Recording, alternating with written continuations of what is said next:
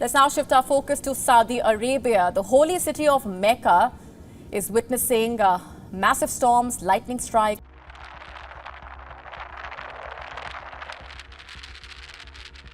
Just minutes ago, something woke up inside this ancient mystery. Long before Islam, Abraham and his son Ishmael built the Kaaba in Mecca.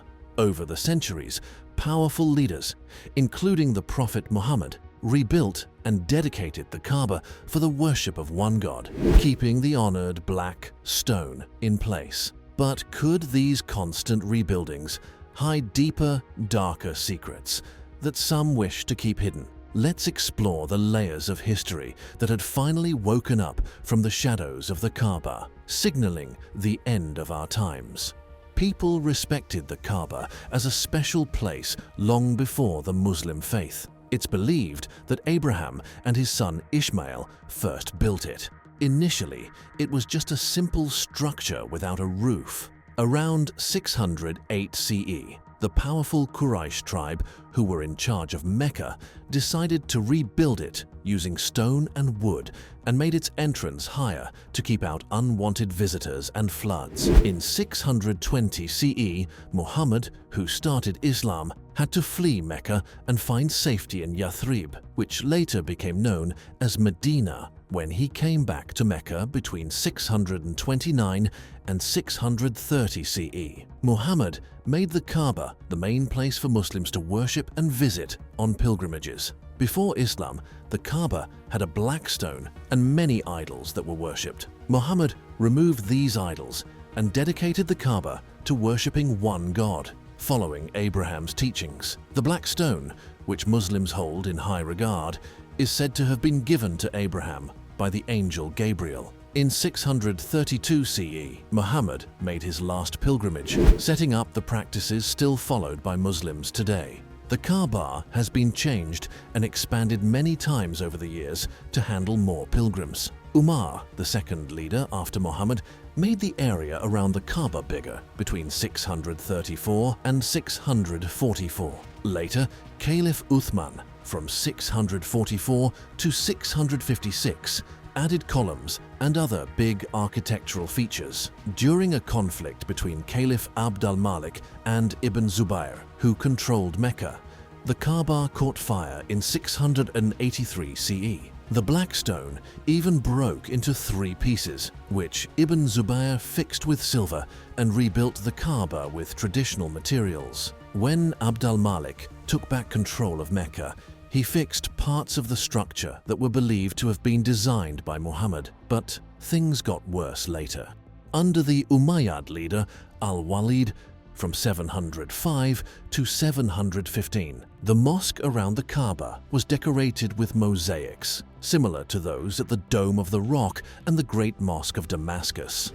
By the 7th century, the Kaaba was covered with a black cloth called kiswah, which is replaced every year during the Hajj pilgrimage. From 750 to 1250, under the early Abbasid leaders, the mosque saw many changes and got bigger. Travelers like Ibn Jubayr in 1183 described the Kaaba's architecture as similar to that of the Abbasid period. From 1269 to 1517, the Egyptian Mamluks controlled the area, and Sultan Qaitbay, ruling from 1468 to 1496, even built a school next to the mosque. During Ottoman rule, significant renovations were made by Sultan Suleiman I from 1520 to 1566, and Selim II from 1566 to 1574. After a flood in 1630, the Kaaba and its mosque were completely rebuilt in 1631. The current structure includes a large central plaza with columns and 7 minarets, the most in any mosque worldwide. But what about the strange events at the Kaaba? These have sparked a lot of interest and different interpretations, especially among Muslims and Christians. Some Muslims see these events as signs from Allah, calling for change and preparation for the Day of Judgment.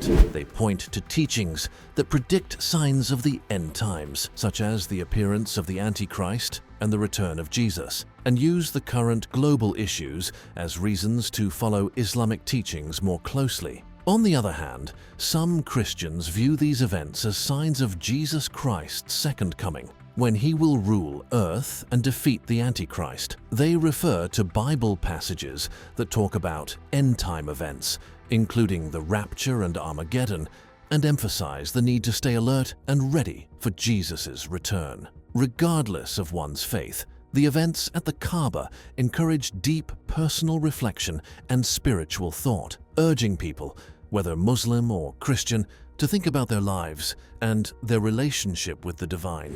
In the Arabian Peninsula, there's been a noticeable increase in cyclones, showing changes in global climate patterns. This rise in cyclone activity is mainly due to the warming of the Indian Ocean, which affects the climate system worldwide. This warming changes how cyclones usually form, leading to more intense weather in the region, including the Persian Gulf. As a result, areas that are usually dry are now seeing heavy rainfall, turning barren places unexpectedly green.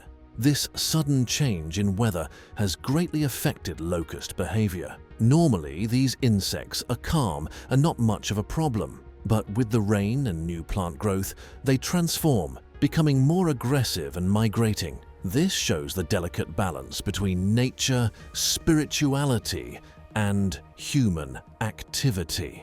The sudden invasion of locusts in important religious sites like Mecca shows how connected these elements are. During Ramadan, the situation worsens when swarms of locusts descend on Mecca, disrupting the peaceful atmosphere of this spiritual place. This invasion, like scenes from an apocalyptic story, sees migratory black grasshoppers taking over the city, creating a surreal scene. The sight of these insects swarming around cleaners and worshippers changes the mood, challenging the sacredness of a place visited by millions every year. But this wasn't the worst part. The sudden increase in locusts during this important time raises urgent questions about what caused such a massive event.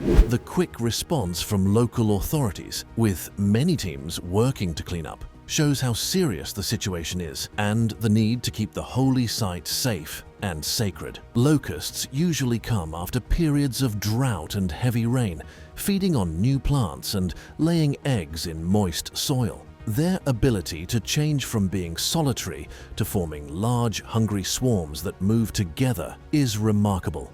This change allows them to travel long distances in search of new vegetation and better weather conditions, showing nature's powerful force in the heart of Mecca. The unusual gathering of locusts in Mecca has made people curious about their ecological and symbolic meaning, especially given their historical and religious importance as signs of divine displeasure. In historical texts like the Bible, locusts represent God's anger and punishment, like during the plagues in Egypt when Pharaoh refused to free the Israelites. These stories highlight the locust's role as a reminder of divine power and the serious consequences of defiance. Moreover, prophetic texts predict locust plagues as signs of coming divine judgment, calling people to reflect and realign spiritually. But this wasn't the end of it. This whole situation makes us wonder about the future and what other unexpected events might happen, especially in such significant places. On a bright night, the sky above the Kaaba shone with an otherworldly light, drawing in both pilgrims and locals. The air was buzzing with excitement, as if something big was about to happen. At midnight, a glowing aura wrapped around the Kaaba, attracting people like moths to a flame. A soft hum filled the air, matching the heartbeats of the crowd, and the city seemed to hold its breath in anticipation.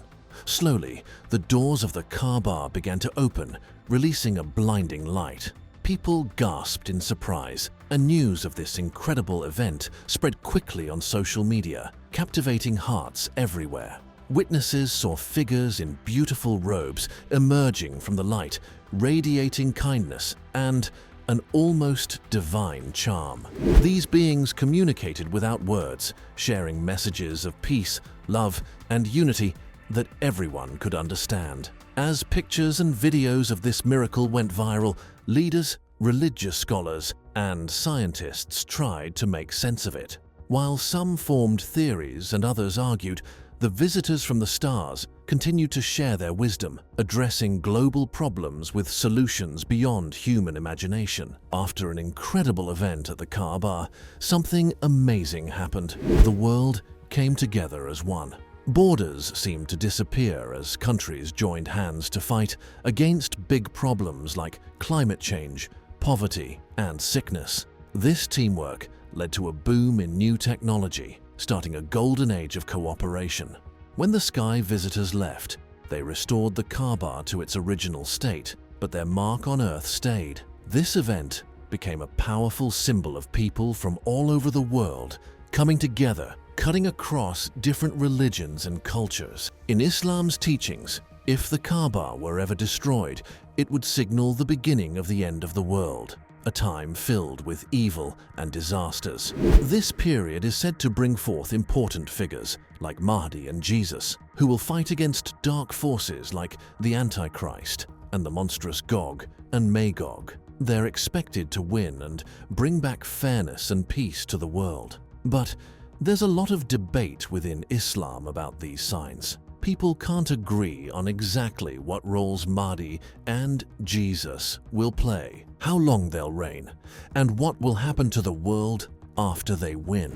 Islamic teachings on the end times are complex and vary a lot between different groups and teachers. It's really important to understand and respect both the things that are similar and different between Islam and Christianity, especially about how the world will end and the role of Jesus. Both religions believe in a final judgment day and see Jesus as a savior, but they don't agree on everything, like the rapture or what God's kingdom will be like.